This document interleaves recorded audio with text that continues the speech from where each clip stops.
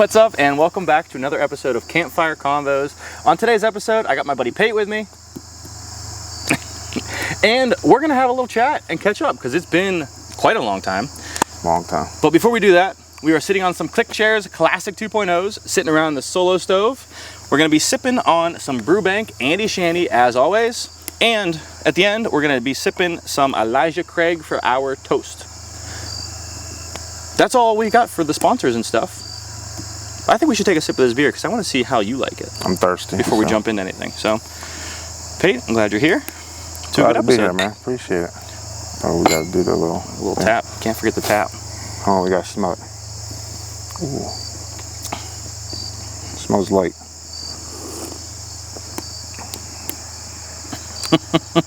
That's sweet. I like sweet beer like that. Yes. Wow. It's like candy. It's so good. What the hell? What the hell? Am I supposed to stop drinking? No, you can drink as much as you want. I mean, we only have this one can, so you can't drink it. If you drink it, it's gone. Where's it from? So it's from the Brewbank in Ridgeway, PA. It's up by my camp. The owner, Jason, is an awesome dude, and they make some great beer. So it's just two birds stoned at once, you know? Jason, I'm going to be coming to get some, so. Yeah. Hell yes. All right. So, Pate, that's good. Besides liking the beer, how you been? Been good, man. Well, been all right. Yeah. It's been a long, shoot, I don't even know when the last time when did we go shooting? I've been gone for 2 years, plus 7, carry the 2. Well, probably 5 years ago, at least. It's been a couple years. Probably before COVID. Yeah, actually. Well, yeah, way before COVID, probably. So but COVID happened, shut down the world. A lot of stuff's happened after that. So we got a lot of catching up to do, it sounds like. Yeah, a lot. This might be a long episode if we keep it going. No, that's fine with me. What's been going on in life? Anything notable happen? I just recently moved back from Houston, Texas. Nice. Probably a little over a month ago. I went down there, a job and a relationship took me down there. I transferred for work at the time and bought a house and everything and had a relationship, but things didn't work out and brought me back home, so just trying to figure life out, that's all. I don't think that process ever ends, to be honest. Seems like every time you think you got it figured out, life is like, especially when you hit like 30, you're like, man, I gotta have it figured out, right? Yeah. And you're like, you got a little speed bumps in the road, you're like, maybe I don't got it figured out. But I remember my dad always tells me, you ain't gonna ever figure it out. No. You ain't be 50 and you still got things to figure out. So yeah, your problems, I think, just get a little bigger because it's not a problem so if it's up here, eventually you figure out how to get up there consistently, and now your problems get bigger because your capability of accomplishing things gets bigger. For sure. That's kind of a funny way of how that works. But I remember looking at people in their 30s when we were in like high school, being like, wow, that's old. Or like, hey, like they got to figure it out. Yeah, and then being in our 30s. You hit 30, you're like, man, I don't got shit figured out. Like, what am I? But you're really good at portraying it outwardly, though. I think that's the whole thing, is just how you perceive, or how everyone else perceives you. Because not everyone knows your life. Everyone's looking from the outside in. And you're like, oh, they got it figured out. Well, until you really get to know them, then you're like, man, they really ain't got it figured out. So they're still working on it too. So I think that's what being an adult is too. It's find your people to figure it out with, whether it's friends, family, or whatever. What's what you said, coming back to the area, pretty much coming back to family, right? Yeah, so I moved back in I moved into my old place that I gave up to my grandma when I left. So at least I got family that will let me stay there for a while till I figure things out. And it's a little, I guess, demoralizing a little bit. I'm 35 now, so it's like, man, I'm back living with my grandma again. But at the same time, it's like, well, at least I got family that will support me, and I at least got a place to stay. I got a truck. I got a place to stay, so it is what it is. Yeah, I think I feel like within the last 10 years or so, that's really been, I don't know if I'm using the right word here, destigmatized.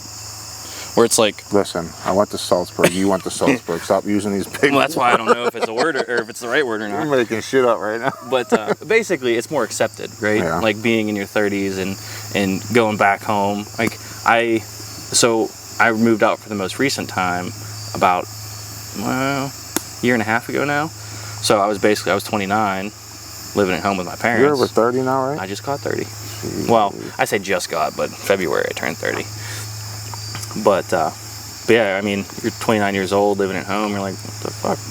But I think that's the whole thing is, yeah, it happens. Do what you need to do to get where you need to be. With how the world is, shit, no one's gonna blame you for saving extra money or with prices, everything now, and the cost of living. It's like, I think it's okay now. You know, back in the day, it was like, oh, if you ain't 25, moved out of your parents' house, like you got a problem. But you see more of it every day now. So well, that was also back when you could work minimum wage and afford a house, a car, a family. I think my first job, I was a painter. I made $10.80, and that was balling. You were making $400 a week. You were balling, man.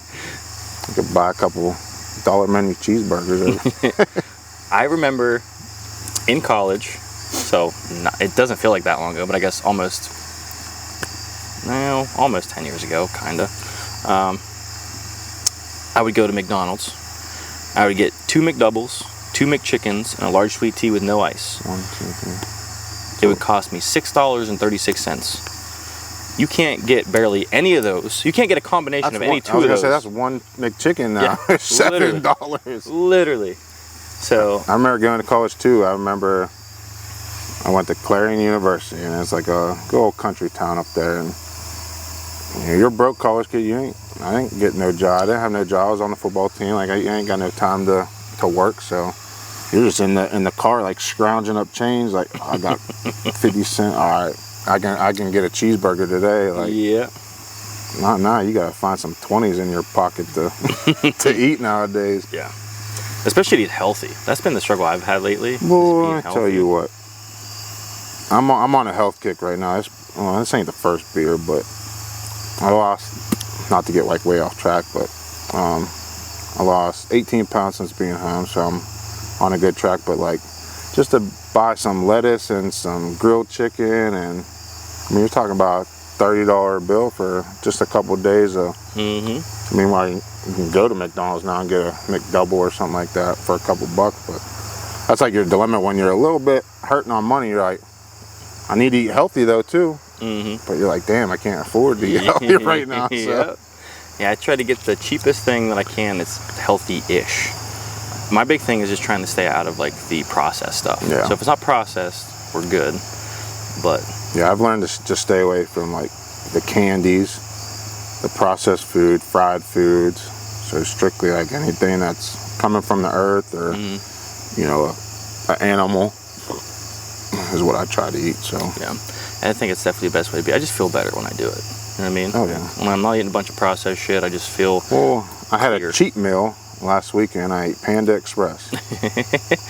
It's my kryptonite, but I ate some and I just felt like total garbage. Yeah. I was like, wow, I feel like the past 4 weeks of what I worked for was probably just gone in that one meal. But your body needs that every once in a while. I agree. I think it also keeps you kind of motivated. Like, damn, catching on fire, boy. Yeah, you're getting a little bit of the heat. What's this bad boy again? This is a Solo Stove Ranger. It's a smokeless fire pit.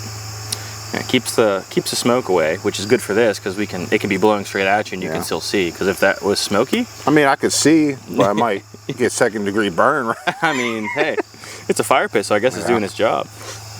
Ooh, excuse me. If you do need to back up, let me know because we can. That's good. I can either back us up or I can push that away from us. That's good.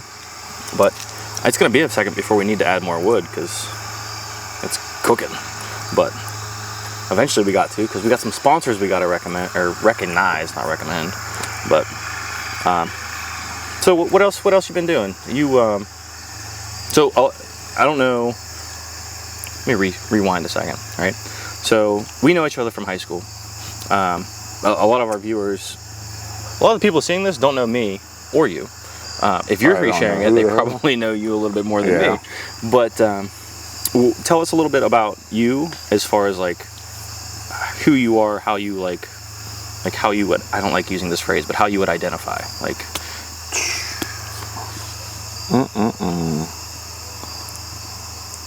let's see. We'll give a little backstory since not a lot of people know who I am. Me and Mitch grew up in a small town of Salzburg. Very small town.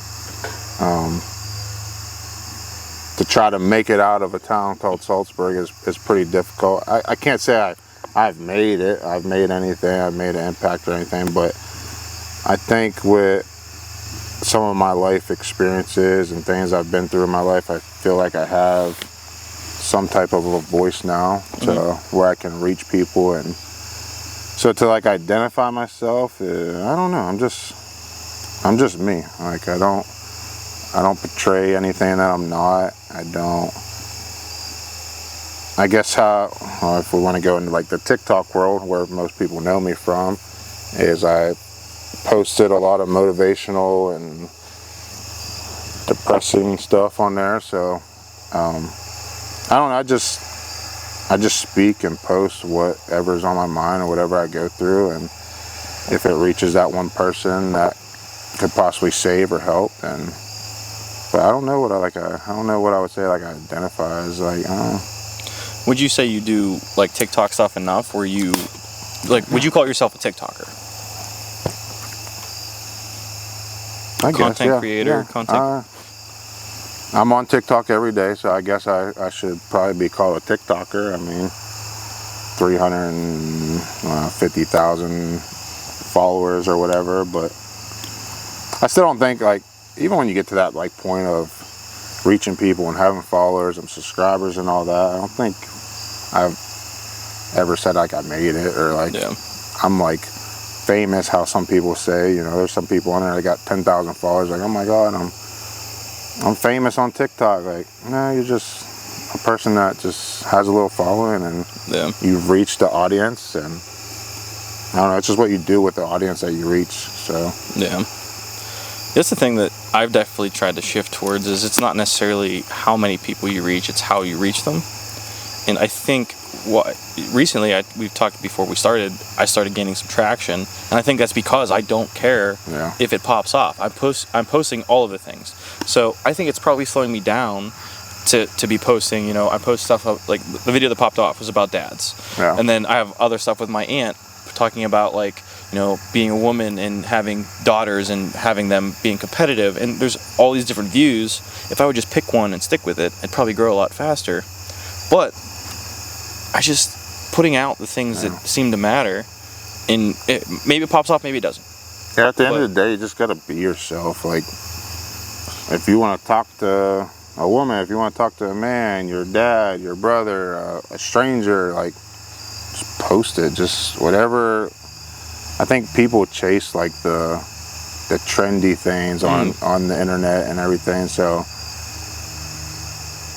I don't know, just be yourself and don't be authentic, and don't feel like you need to like, oh, I need to post this certain thing, like, oh, political side's popping off, I need to hop on the political train. Like, bro, if you want to talk about how the grass grows and that's what you really want to talk about, post it. Like I said, I think too many people like focus on being trendy and posting the next hot thing, and it's like we talked about before, like the videos that you least expect going viral, they're going viral. And the video that you spent 20 hours that day working on, they got 300 views, and then it makes you upset and pissed off. And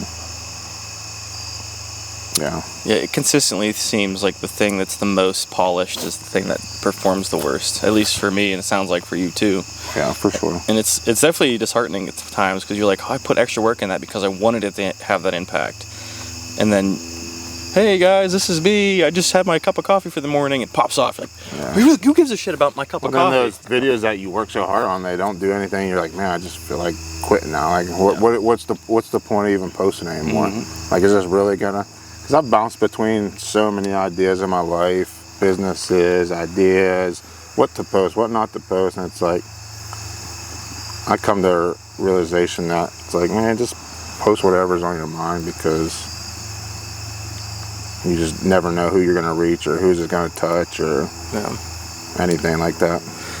So do you have any, like, is there one story that stands out to you of someone that you've helped that you know of?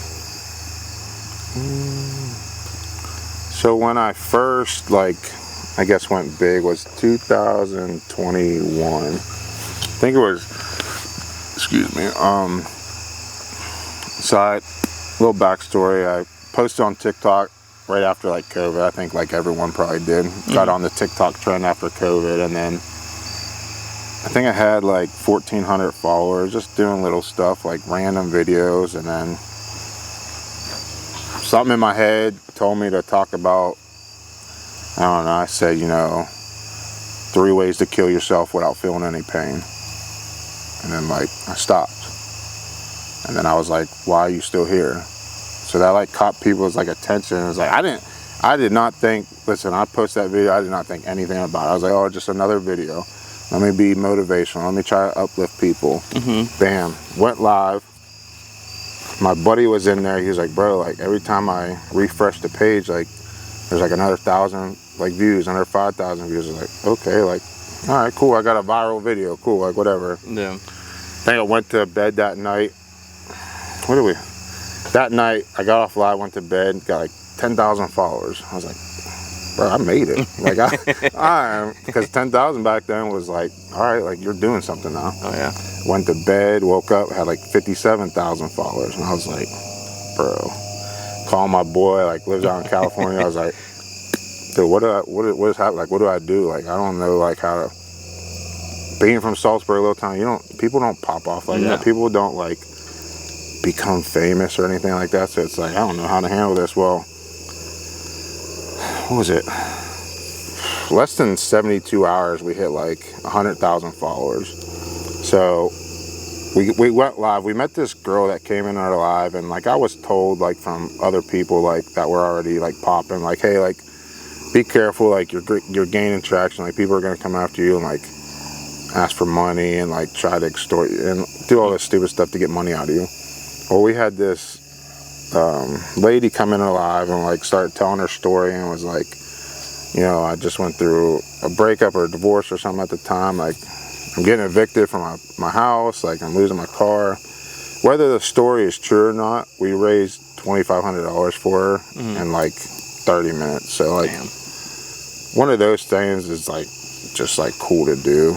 Yeah. When you're like popping off and the outreach that you can reach, because people are just sending like to my PayPal, to her PayPal. I was like, and just when I got everything after a while, I just sent to her, and I was like, and at that time, like, man, I could have used that $2,500, but like to like support someone and like give money to someone else that really needs it, like that's probably not gonna have a home. That basically I gave him a home and put him back in a house, and that was a real like cool thing we did from like the start. And then like just like all like the DMs that came like with it, like just that video was like, whether they're true or not, hey, like you saved me from suicide.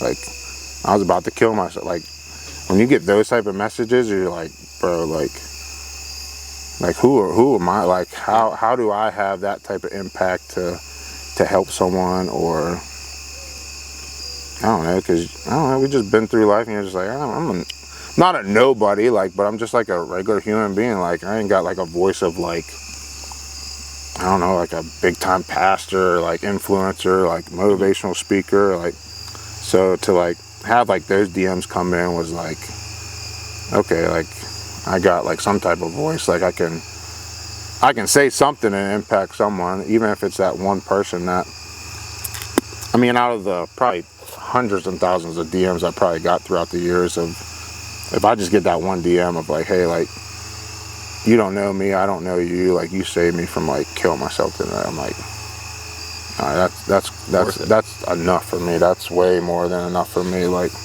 and I don't even got to know the person. Like I've never met a person day in my life, and for them to say that, it's like, all right, like those things you got to keep going. You can't just stop those type of things. You know? Yeah. So I've not adventured into it much, but one of my pillars of things that I wanted to do with my platform, which is still very small, but is mental health stuff. And all the other stuff I feel very confident to talk about, because I can research it, I can be like, all right, this is the answer. Yeah. But mental health stuff, I've admittedly held back on because I'm so unsure. Like, I don't want to say the wrong thing. Yeah. I don't want to, And with mental health, it all comes from, I think, I'm not a therapist. I don't know how to speak to anyone. Like, I quit college after 2 years. Like, so like, I'm not a therapist by any means, but like, just to speak from life experiences. And I don't think it's a thing that you like really like research or like learn how to talk about, because everything I've like talked to anyone about is just like, hey, this is what I went through. Like, it might be something that you're going through. Like, and just, I don't know, I grew to just learn how to talk to people about like the mental health side of things, just because of the things I probably went through. And it's just easier for me to talk to about. So like, I think with mental health, it just all comes like just natural of just, hey, like, what have you been through? Like, I just start talking about it, and that one person might be like, okay, like, I can relate to that. Like, I've been through the same shit, you know? Yeah. I think that's the big thing with mental health is it doesn't matter necessarily the degree of the feeling. A lot of people can relate with the feeling, right? Like, obviously there's certain things that are quote unquote worse, right? Like varying degrees of tragedy or whatever, but you feel tragedy the same. It doesn't matter like how bad it is, right? The degree of it, yeah. So having that as a stepping stone to relate is so powerful because the feeling is so powerful.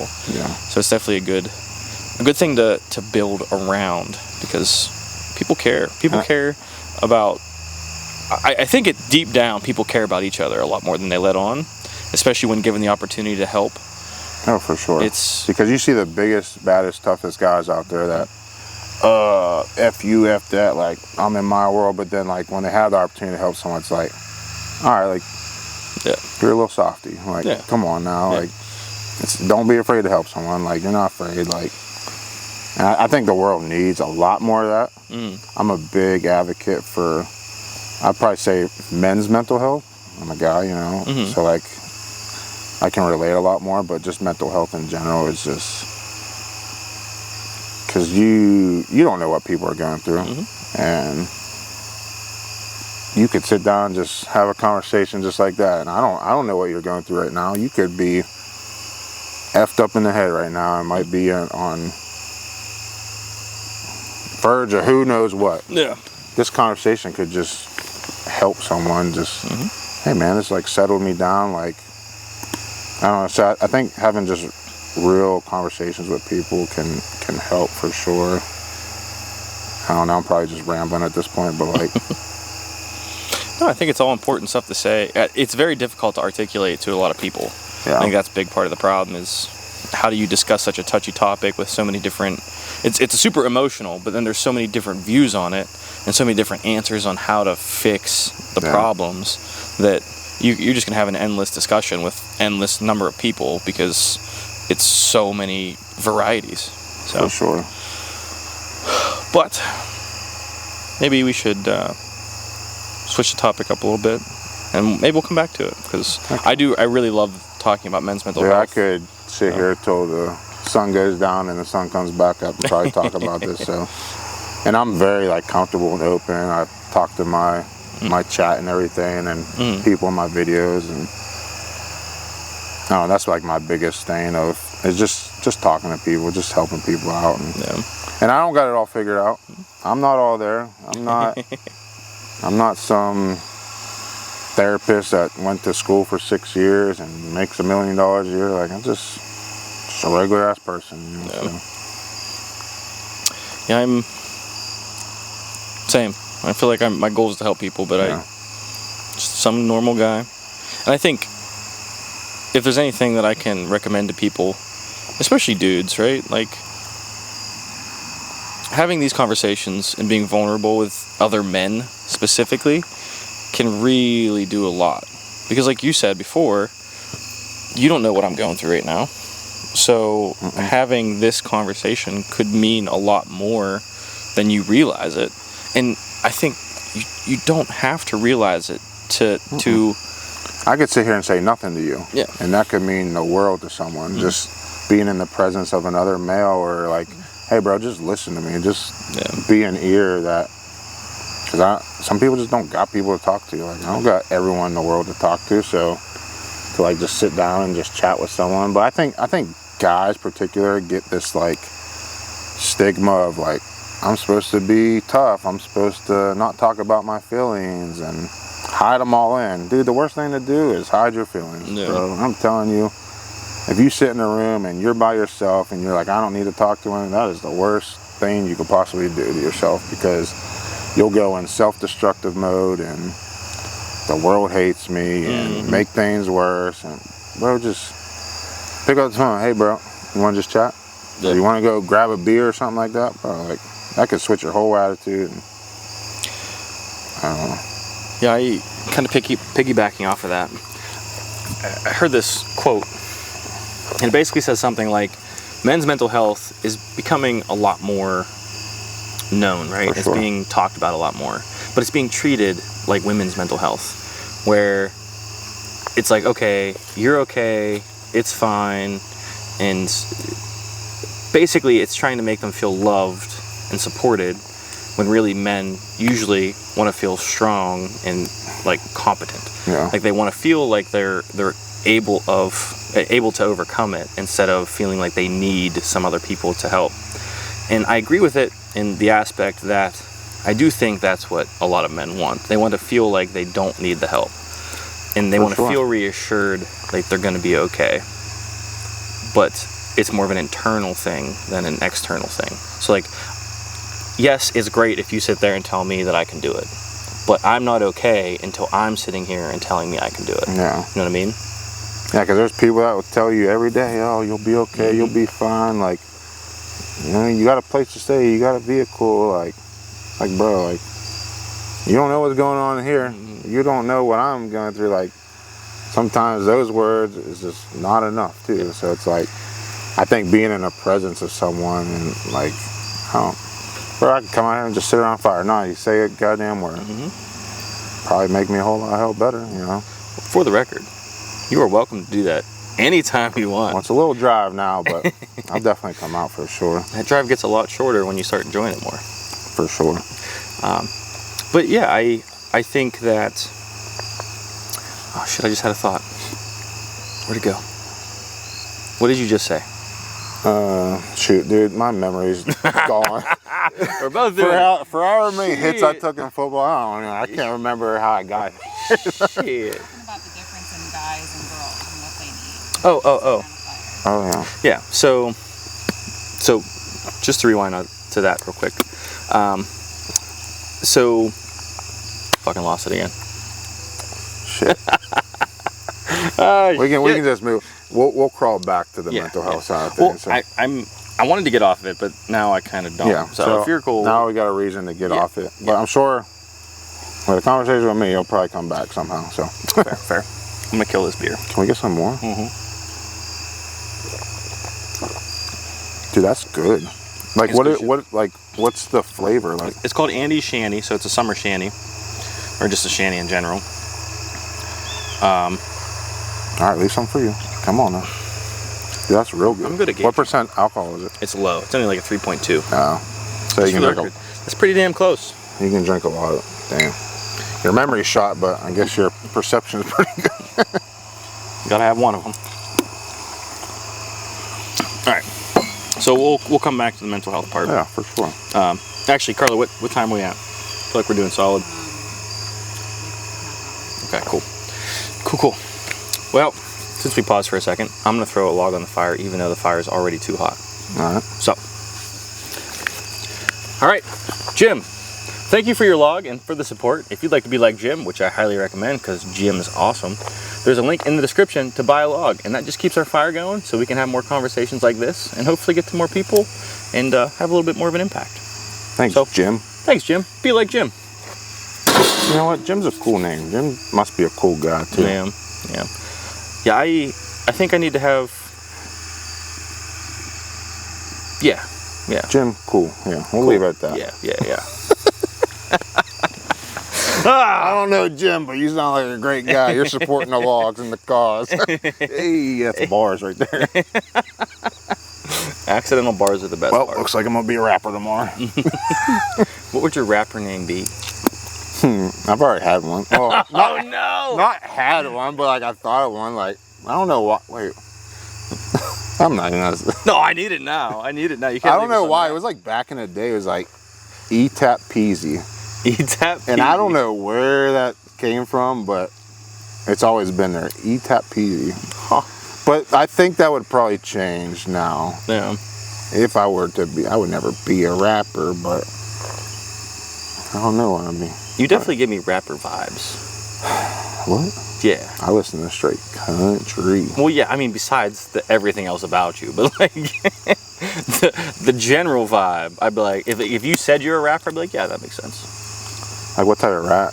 I could see like a country rap for sure. Some like Colt Ford or like even like Upchurch. Oh yeah, Upchurch. Yeah, that's what I was thinking. You know, so I got on Upchurch, and he has a couple songs that I really like. Die Tonight's one of them. YZ. I might die tonight, but I'm gonna be okay. Yeah. Yeah. So he collabed with Adam Calhoun on that. Yeah, they got. So I got on the Adam Calhoun, and I listened to all of that. And like then when you get on to exclusively him, that you shit. get in Tom McDonald if you haven't.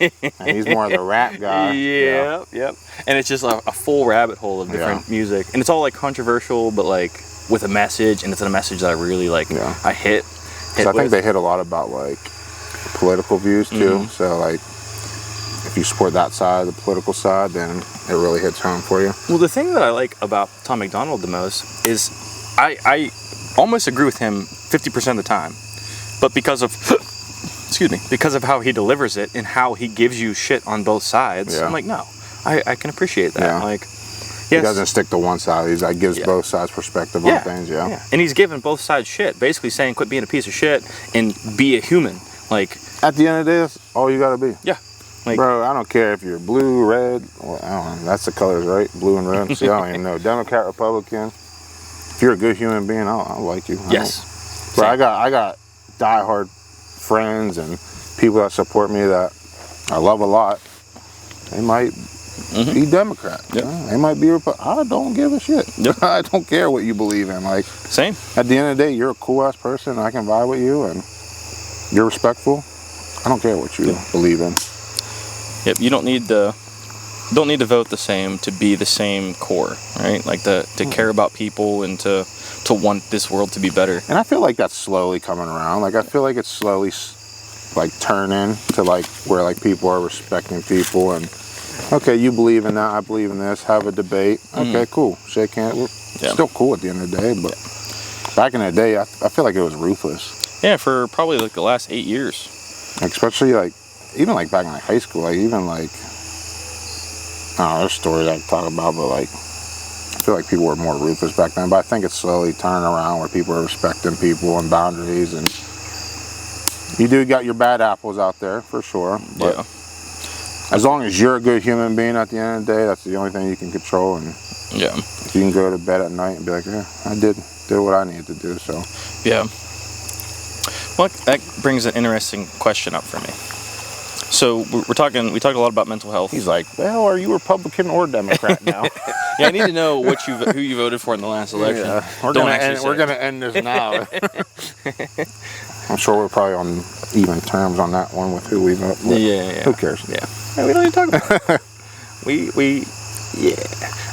No, but so kind of retracting the mental health for a second, but not fully. So, as far as your values and the mental health stuff and just who you are as a person,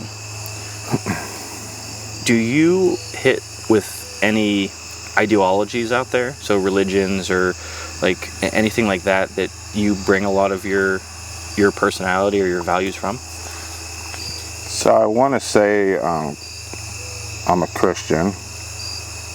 I think I'm a learning Christian, if that makes sense. I've been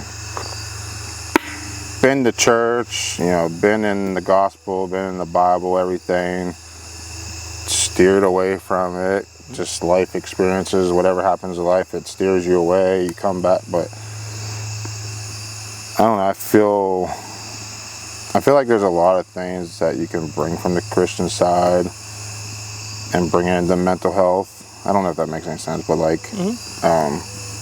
like I said, I'm learning to be a good Christian and do right by God, but I think when you go through life experiences, I think, especially usually where I come from, I'm just like, when times get tough and you're at like rock bottom, man, I throw my hands up. I'm just like, bro, like, I can't do this by myself no more. Like, you know, there's got to be a God there. He's got to be real. He's got to help me out. Like, so I think that's like when I usually steer back to God, and it's not like I ever not been a believer, but like I said, there's things that went on through life where it just kind of, you veer off track, but then you come right back. And yeah, no, I tried to, I think on my lives and stuff, I started reading like a devotion every day, like out of like my little like devotion book. I've been going to church every week since I've been home. I have 2 great pastors that are amazing, Ed and Brandon. I go to, I don't want to really say where I go, because people are crazy on the internet and will do stupid stuff, but I don't think they're crazy. Everyone on the internet is completely sane. Completely sane? Sane, yeah. Y'all heard that? No, yeah, but no, I have a great church that I go to. I feel like I'm like on the right path. You know, ain't no one perfect. Yeah. Even your pastors will say, bro, I'm not perfect. Like, I'm still learning every day. Like, so I think we beat like ourselves up. Like, man, like, I curse, like I drink, like maybe that's not what I should be doing. But like at the end of the day, you're just learning. I don't know. I think everyone should. And listen, I've never read the Bible. I've never, and I told my pastor, I had a coffee meet date with him the other day. I was like, bro, to be honest with you, I have never read a Bible. He's like, well, maybe that's where you should start, you know? Like, just open it up and just start reading. Like, it's okay. Like, it's okay that you haven't read a Bible, but like, at least you are a believer, and at least you are putting the word out there. Even if I just post like a Instagram story of, you know, someone saying a verse or a pastor saying something, is like you're sharing the word somehow. So it's like, at least you're a part of it. And I don't know, I'm learning. I'm not a perfect Christian. I'm not perfect by any means. I mess up a lot, and it's okay. It's, you know, it's part of life. Like, bro, there's a lot of stories people don't know about me, or it's like, well, yeah, you messed up. But it is what it is, you know. You just try to be a better version of yourself every day you wake up. And so yeah, I guess like the Christian way is something I can like relate with like the mental health talk and everything. So yeah. Now you think that not just the mental health, but like all the values from that? For sure. Is that like in like life and everything? Yeah, for sure. I mean, I try to live like the Christian way, and I don't know, there's times where you slip, you know, whether that's in a relationship, a job, you know, life, just as long as you can get yourself back on track a little bit, I think that's all that matters, you know. People are going to go their separate ways, and you might do some bad things in life, but as long as you can steer back on track and come back to God, and I think that's all that matters, you know. Yeah. Like I said, ain't no one perfect out there, so. Yeah, no, I fully agree with that. I also agree, the whole straying, I think that's part of the human nature, is to question and to mess up and, and all that stuff. So that has to be a part of the learning. Like, you're gonna mess up. And if you don't mess up, then what are you doing in life? Like, if you're perfect out there, if you're that perfect person, bro, I don't know. Yeah. Like, mess up. Like, you're supposed to mess up, and like you're supposed to F up a little bit. Like, I don't know. Yeah. No, I agree. Fully agree. Maybe I'm just rambling. I don't see. No. Or I could just ramble. I'm very much enjoying the discussions and the topics. And there's probably a lot of things that you probably never knew about me.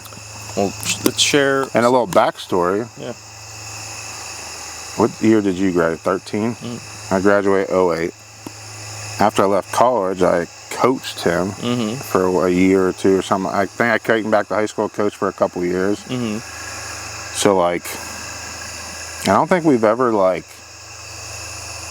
think we've been like cordial and like Yeah. friend, but we never like hung out, had like a true conversation. So like, there's a lot of stuff you don't know about me. So I think in this conversation, we're probably like figuring like a lot of stuff out. Like, I mean, there's stuff you see on the internet where you're like, oh man, like, okay, mental health, he's going through stuff. Like, but to like sit down and have a conversation, you're probably like, ah. How was it like having me as like a coach for a little bit? Terrible. You're an asshole. I wasn't asshole. No. Yeah, You're no, cool. back in the day, I was a little different. That was like college days, military days mixed in there, badass, you know. So The one thing that I remember very vividly was at the end of one of the practices or something, our conditioning was like catching you or some shit. And I remember being... Well, it ain't hard to catch me now. You were fast as shit then. I remember, like... I mean, I wasn't the fastest kid on the team, but I was one of our fast guys. You were one of the It was fast hard ones. to keep up with you. I mean, I definitely caught you. Well, But yeah, like, but that's when I was athletic big. I'm just big now.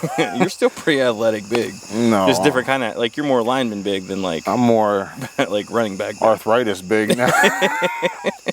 Yeah. Oh, let's bring up a story. So I coached football down in Texas when I lived in Texas for a year. Mm-hmm. Bro, I got out there, I thought I could move still. I thought I could run still. They had to run 40s at the end of practice. I was like, all right, I'll run a first 40 I ran. Popped my hamstring. That thing tightened up so freaking fast. Laid down. Dude, that thing was so bruised that night. And I was like, my athletic career is done. It's Nice. shot. Like, Nice. I'll go to the gym. That's about it. I'll go run on a treadmill at my own pace. Yeah. Not try to keep up with anyone, but you ain't got it. Just, I don't know if you hit that point yet, but I'm getting there, but it's I'm coming. about to start fighting back. Don't fight back because it hurts more. I'm doing it. I am not accepting the losing the athleticism. Like I don't think I'm losing the athleticism. My body is not used to the movements, so I want to get them back used to it. Like I want to do the... Because you sit around for so many years and you're like, oh, I still got it. But then until you have that little message, man, I ain't got anything. I need to get back in the gym and Well, so that was the thing, like... protein. So this year, they like to jump in there. It smells too sweet. No, but like beginning of this year, or beginning of the summer rather, I was playing softball. And I was feeling great, right? Like, I'm sprinting, I'm feeling good. And my big thing since I stopped college sports is I don't stretch. I show up, I get loose, and I run. Because... Mistake. I had 3 years in a row after college. I stopped playing for a couple years and then started playing softball again. 3 years in a row, we'd make playoffs. I'd be fine all year. I would show up, play, not stretch, nothing. Playoffs would come. I'd get there early. I'd hit, I'd stretch, I'd throw, I'd run, I'd do all the things, and then the first inning of the game, I'd pull my hamstring. I did the first game of playoffs 3 years in a row, and I'm like, it's fucking stretching. It is 100% stretching, so I stopped stretching and haven't pulled anything since. But this year, I started out great, I was flying, and then I played like 8 games in like 4 days or something stupid, and my muscles got super tired, and I still have not completely recovered from like, Really? just my legs were just tired. Not even tired. Like, you know when you run and you're lifting heavy, you're tired. Oh yeah. It's just they're not 100%, and it's pissing me off. Like I'm getting down off the things slower or like harsher. Yeah. I'm like, this. I need to fix this right now because I am not accepting this is my future. I want to just get it. You look at back to like the old days where you like thought you were like Superman, like playing sports, and you try to tell kids now that you're coaching, you're like around, you're like, bro, this is gonna end. Mm-hmm. Like, you are not gonna be athletic forever. Like, take advantage of it now. Like, you have a gift from God. Like, take it full advantage of it, because there's some days where I'm like, I can do a couple snaps. You know, I can get a couple snaps in, but dude, there's freaks out there now. You see TJ Watt, he's a freak. Yeah. I had confidence in myself before, but I ain't got it. It's over. I'll coach here and there. Yeah, I don't know that I've not had that person I've come up with, and I've had that like, oh shit. Yeah. You know what I mean? And I think that's a big part of it. Well, mine also, I play softball and baseball, so it's not like it's not like football where you have like that. Yeah. You're coming up against that person physically, like you're Right. physically hitting that person, and then they're not moving. And you're like, oh, Because I've had that before. Yeah. I've never been the big guy. I didn't get bigger until college. Like high school, I was a scrawny ass kid. But yeah, so I think that part for me is a little bit more forgiving. But I'm sure there'll be one day where it's worse days come. Yeah. No, I'm just trying to get myself back down to a comfortable weight because you can't carry 300 and some pounds around. Because I saw a video today or yesterday. I was like, the guy said, he was some like bodybuilder. He was like, how many 80-year-old 300-pound guys do you see? Mm-hmm. It's like none. Mm-mm. He's like, because they don't survive. Like, so like, as the older I get, I'm like, I gotta get myself together a little bit. So I'm on the right path. I'm getting back to it. I've lost 80 pounds twice before in my lifetime. So yeah. But it is harder being a little older though, because your metabolism slows down a whole heck of a lot. Mm-hmm. And the conditioning gets a little harder too.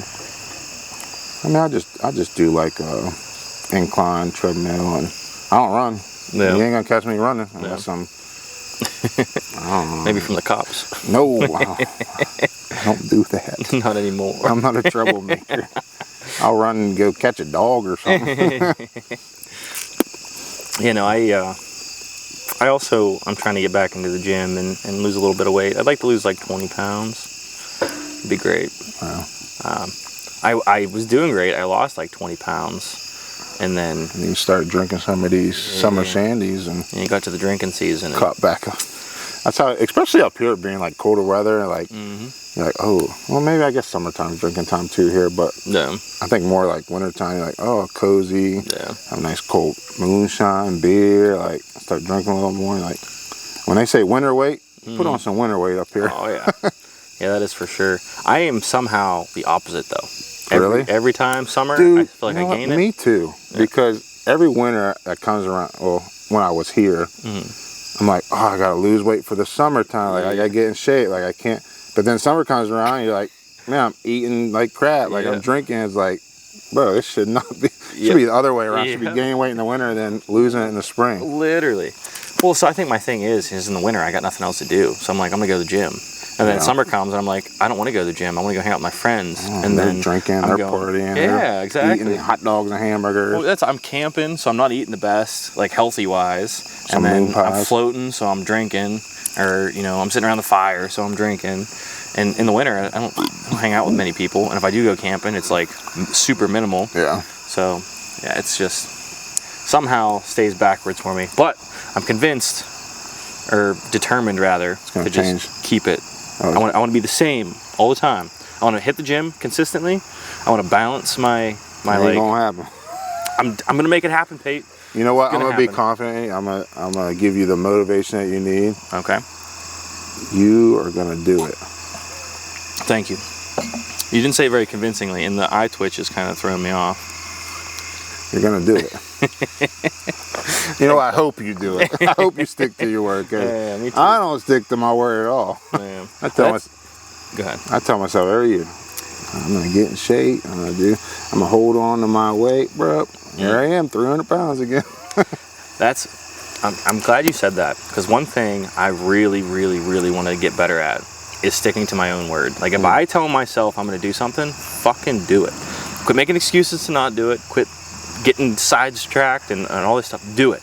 Oh, I don't feel like doing that. Too bad. Do it. Like, if I tell me that's something. exactly how I am. And especially like giving advice, I can give the greatest advice there possibly is. I could sit down and have a good conversation with you and turn your life around. I'm gonna go home and not listen to whatever I just told you. Yep. Like, bro, do this, and you'll be okay. I ain't doing it myself. Yep. So I need to get better at listening to myself too, and because everyone says that you give great advice, like you should be like a speaker and stuff, bro. I don't listen to myself though. Yep. So I think that's almost every profession though. Like doctors are often some of the most unhealthy people because they know all this stuff but they don't do it. Like, and that's like wild to me. Like, dude, you're talking about this every day. You're giving people the best advice, but then you don't live by it either.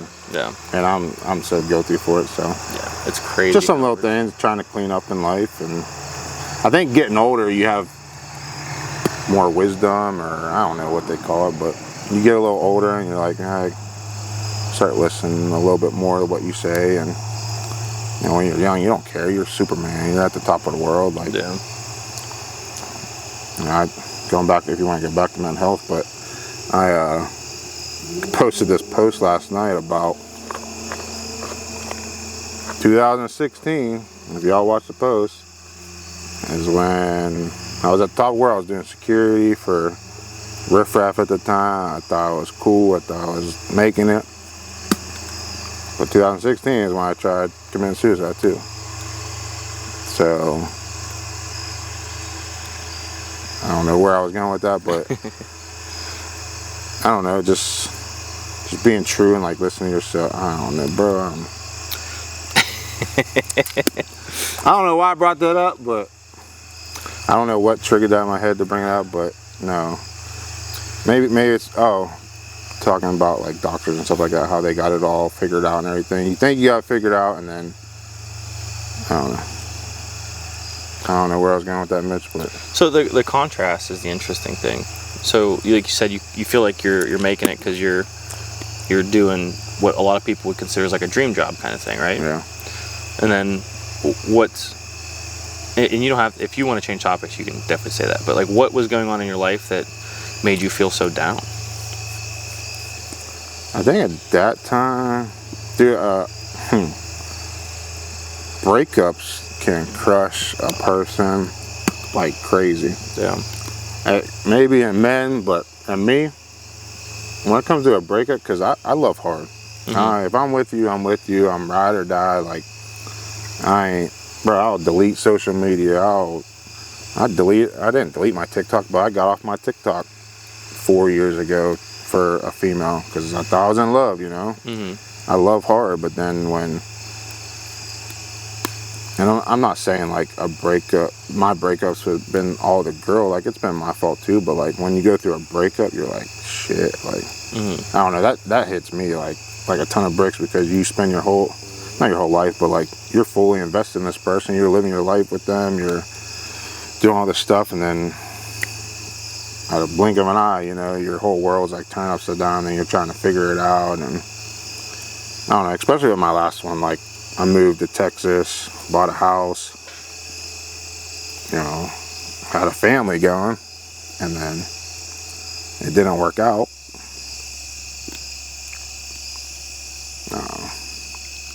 That's some shit I'll get emotional about.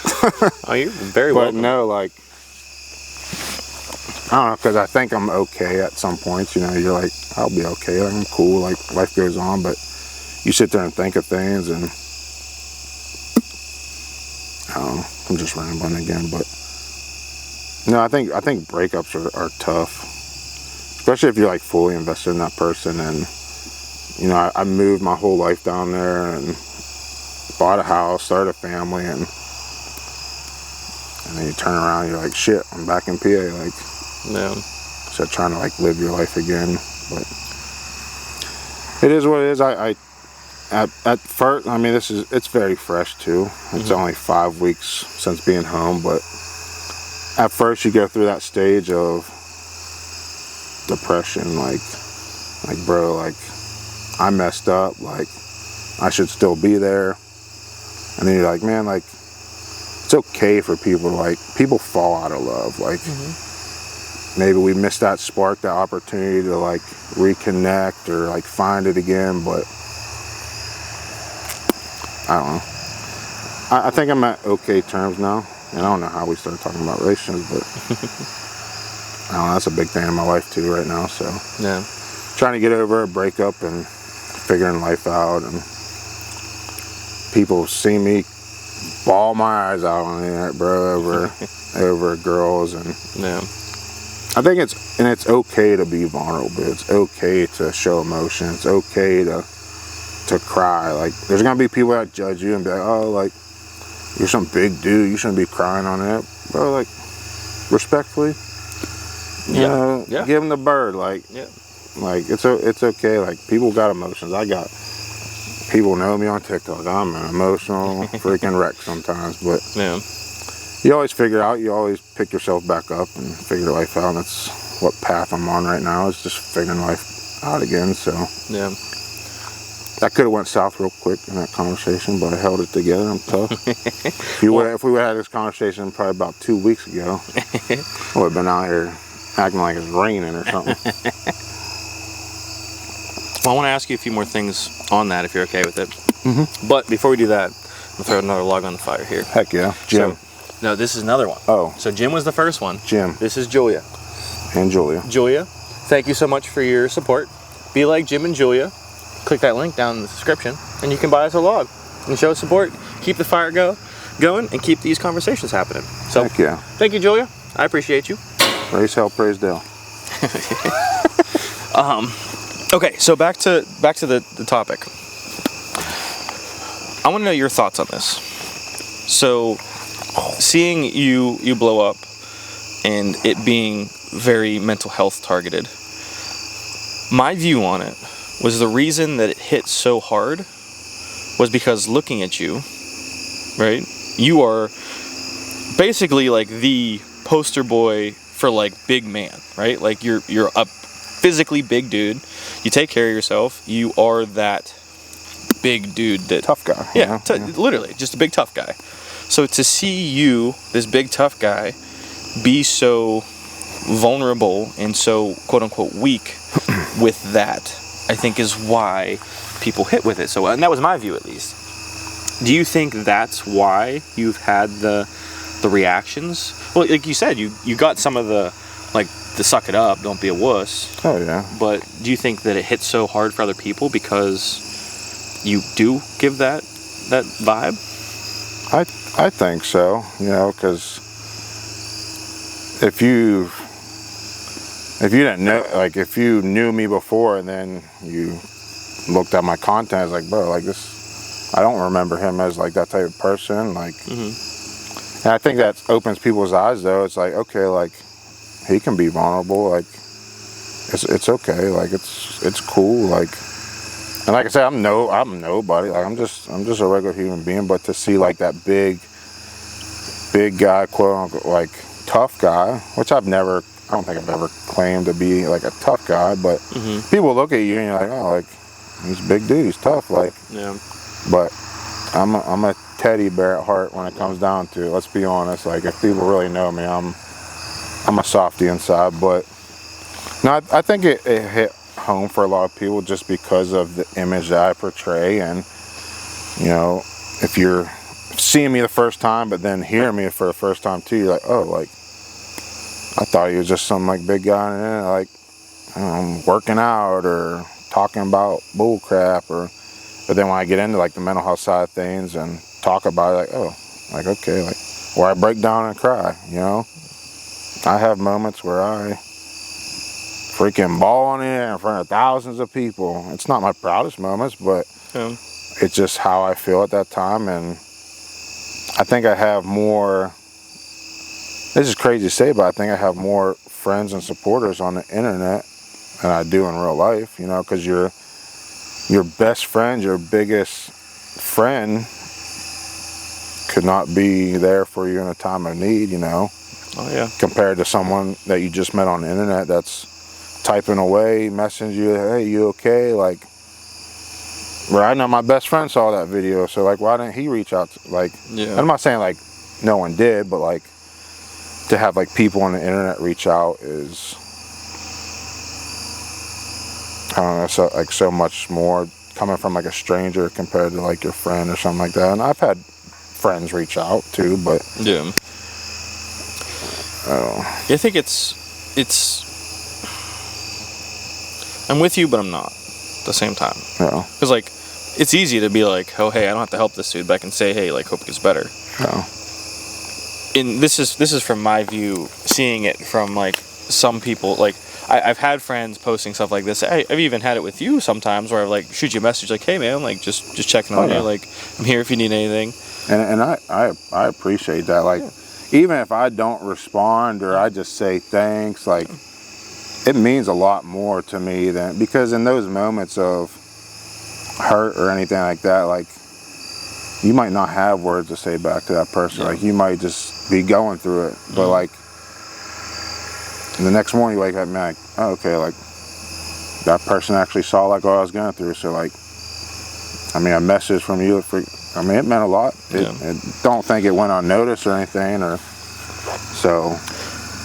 Well, I think, and I could be wrong, this is just pretty much an educated guess, but I think the people who reach out and the people who show you the support are the people who feel like they know what you're going through and know how shitty it feels to be going at it alone. Yeah.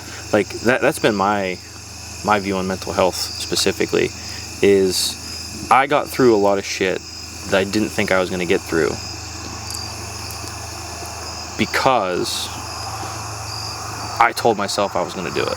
Yeah. And I relied on myself fully. Like, I didn't tell anyone. I didn't talk to people like I probably should have, but I got through it. And my view now is I know how shitty that is. So if I see it, I'm going to make damn sure that they're not going through it by themselves. And the thing is, you can't see everything, right? But if I see it, I notice it, message, call, invite, whatever it is, try to have that part. And unfortunately, you can't always do that. Like, a lot of people are dealing with their own shit. So like you're saying, like, I've had similar things where, you know, I reach out and be like, hey, what are you doing? Like, not just random people. Yeah. Like, hey, what are you doing? No response. And that was my call for help, right? So like, I know you got my text saying, hey, what are you doing? We hanging out? I saw you read it. Yeah. 8:56. You know? Yeah, for real. So why ain't I getting a response?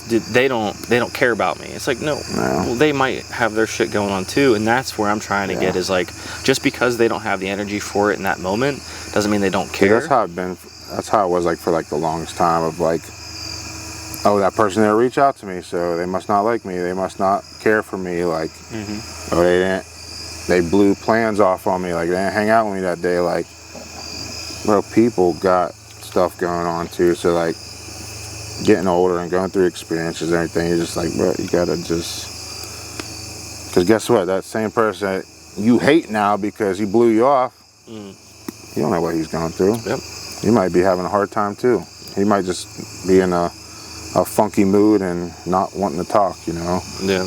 But I think at the end of the day, if you're going through some stuff, you need to reach out to someone, because self-destruction is real, and you sit in a room by yourself, and you know, being the guy, you're like, I can deal with it myself, I can get through it by myself. Bro, you're not going to do it by yourself. I'm telling you that right now. You are not, whether that's a roommate, a friend, a family member, like, bro, just sit down and talk to someone. Like, and if you're that person, sit down and judges that person for crying to you and everything, bro, you're the problem. Like, bro, like, open your eyes, like, and if it's just being a ear to listen to someone, bro, that could mean the freaking world. Like, there's been people that texted me and I probably never responded to that. I was like, shit, like, that meant a lot. But I got to do better of reaching out back to people too. And but I got a lot of shit going on, so it's like, well, that's the thing, that added pressure. Like, sometimes people mean really well, but then if they give you a hard time for not responding, it's like, well, did you just text me so that you got a good response so you could feel good? Or did you text me because, and that's, when I send texts, don't respond. You don't need to respond to me. Mine is to let you know I'm there. I need nothing back from that. And I think that's where you get that true support, is like, if you're reaching out just to feel good and to like, get something back in return. Yeah, like, let me pat myself on the back. I felt good. I did this thing. Then you're not doing it for the right reasons. But letting someone know you're there and expecting nothing in return and doing it whenever they need it. It's not like, oh, well, they didn't text me back last time, I'm not going to check on them this time. How selfish is that? Because they didn't do something for you, you can't do the thing that you want to do for them. That seems... And I think that's slowly, as you go through the process of figuring it out and going through your stages, like, you find who truly is there for you. Like, people that you never thought that was there for you, you're like, oh, I didn't talk to you for years, and you text or message me on TikTok or something like that. Hey, like, see, you're going through some shit, like, you good?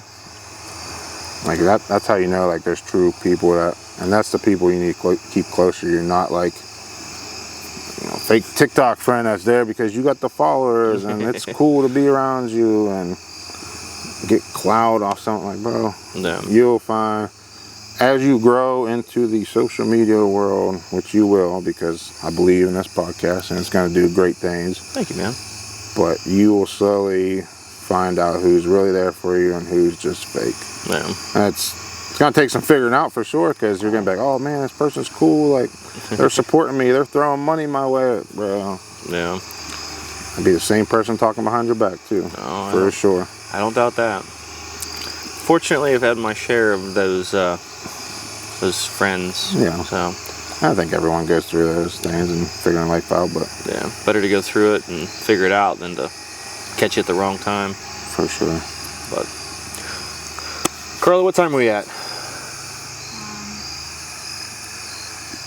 an hour, 5 to 8. Okay. Heck yeah. All right. So we'll line up with one more question. I'm gonna ask you a question. If you have any questions to ask back, you can ask me a question. If not, we'll end it, and that'll be the podcast. So, Cool. All right. Last question for you. If you had 30 seconds to talk to a man struggling with mental health at this current moment, what advice would you give them? Tell him that he's not alone. We all go through it. We're all going through it together. You know, whatever you're going through at this certain time, this period, like, just know it will pass. Because I go through the same shit of, it's never gonna end. It's not gonna get better. It's not. Well, I'm living. I'm here. I'm breathing. It's okay. Like, you're gonna go through those dark times of where shit is hitting the fan, and you want to give up. It'll pass. Like, it'll be okay. Yeah. And that's hard to give someone that advice when you're in that moment. Mm-hmm. But then when you sit back and when it's all done, you're like, oh man, like, he was right. Like, it's gone. It's passing. Like, it's gone. Like, it's okay. Like, I got to drive a 2024 Ram 1500 here for, like, it's okay. Like, there's bills, there's life struggles that you go through, but at the end of the day, are you breathing? Are you still? Is your time's not up yet? So I don't know. I like that a lot. I've been doing this a lot lately with the quotes. So if you're tired of hearing it, no, hit me. Tough shit. Hit me one. But I don't know how to say it, so TikTok wouldn't be mad at it. Basically, ending your life is a permanent solution to a temporary problem. Mm-hmm. As long as you are here, as long as you are breathing, you can figure any problem out. But if you're not here, that problem is going to live on forever. And guess what? Those problems go to other people that are close to you. Yeah. And then they have to live with that stuff. So, looking back on, sorry to get the shots out, but looking back on when you're at that time and period of calling it quits, you're like frozen. You are tunnel vision. You do not care about anyone else's thoughts but your own. All my problems will go away if I just do this one thing, and I never gotta suffer or have heartache or anything. But bro, like, if I kill myself today, what's that gonna do to my parents? Mm-hmm. Like, what's that gonna do to my friends?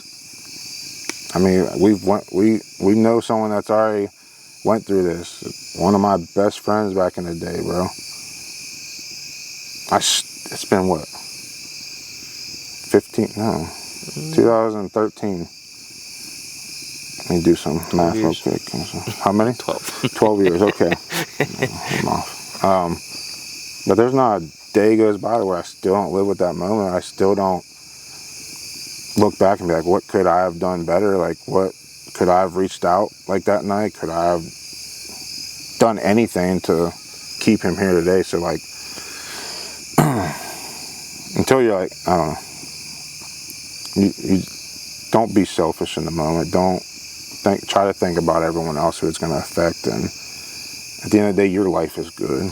Yeah. Like, there's people that got way worse than you do. There's people that are, driving a bike, which they had stealing a quote from someone or something, but a guy driving a bike that wish he had a car. Mm-hmm. There's a guy that, walking that wish he had a bike. There's a guy that doesn't have shoes. I wish he had shoes on his feet. Like, bro, there's always someone that has it worse than you. So, like, bro, I got a place to stay. Like, I'm good. At the end of the day, I'm good. Like, finances will come and go. Like, money will come and go. But at the end of the day, it's like, I'm sitting around a fire. I'm drinking a beer. Like, people would love to have this life. People would enjoy the shit out of this life. But so I think it's just looking at the bigger picture and realizing there's always that person that got worse than you do. So I want to say something off of something you just said. I've never told this to anyone who actually knows the person, so I'm a little nervous about it. But after that happened in my high school, Yeah. I didn't know him, and I'm gonna leave names out because respect. I did not know him personally. I maybe talked to him 2 times as like a high school kid or a middle school kid, being like, oh my god, this high school Passing by, yeah. Didn't know him, barely ever talked to him. Right after it happened, I had a dream, and we were outside the field house, and I was walking out, he was walking in, or something like that, and all of a sudden everyone else was gone, and it was just me and him, and it stopped, and he said, tell my mom I'm sorry, and everything's gonna be okay. And that's the only thing I can remember. And I had a message typed to his mom so many times that I wanted to send, and I could never bring myself to do it because it just seemed so freaking weird. But you never sent it? I'd just send it. Dude, I had it typed. I bet you I had it typed a dozen times. And bro, that's like one of those like chilling moments of like. And I've had that's crazy. I've had so many dreams about him that you're like, man, was that like real? Like, but dude, he lives on. Like he was telling you something to like tell like his mom, like for sure. Yeah, I feel like at this point it doesn't like. No, yeah. But in that moment, like looking back now, if I had something even remotely similar to that now, 100% heartbeat. Like, hey, this is weird as shit. Like I just had this crazy dream last night. Yeah.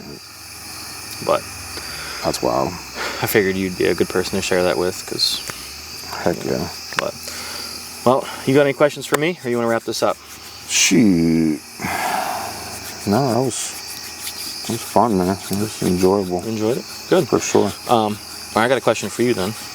Instead of doing a shot, which is our typical. I know exactly what you want to ask. What am I going to ask? You want a shotgun of beer? I do want a shotgun of beer. What do you say? Shoot. You got, okay, yeah. Campfire Convos Campfire Convos first shotgun ever. I guess we're going to do one of these Yingling Oktoberfest that I brought down. It feels like kind of a sin to do a good beer. I don't know. I don't know if this is a good beer. Well, it's an Oktoberfest, so I feel like that has to give it something.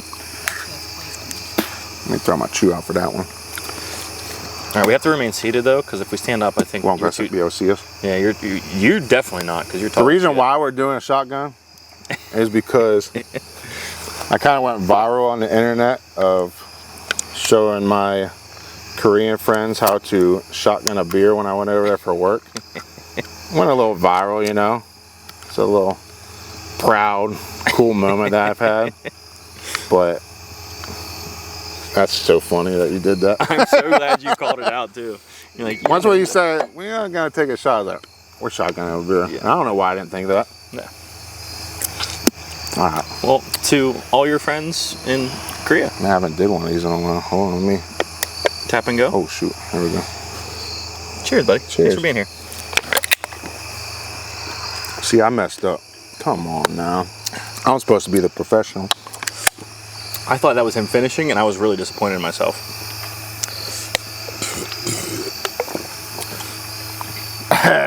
Getting too old, man. No such thing. Cool. Well, that one hit hard. I'm an amateur now. Well, Pate, thank you for being here. Heck yeah, I appreciate you. It was awesome. That's all we got for this episode. Stick around. Well, actually, come back next week to Substack to see our bonus episode. Sorry. God damn. And get it out now so I can finish it. Let's go, baby. Check us out on Substack to see the bonus episode. We're going to shoot that right now, and I'm definitely going to make him shotgun another beer to redeem himself after that. But that's all we got. Till next time, I appreciate you. Peace. Heck yeah.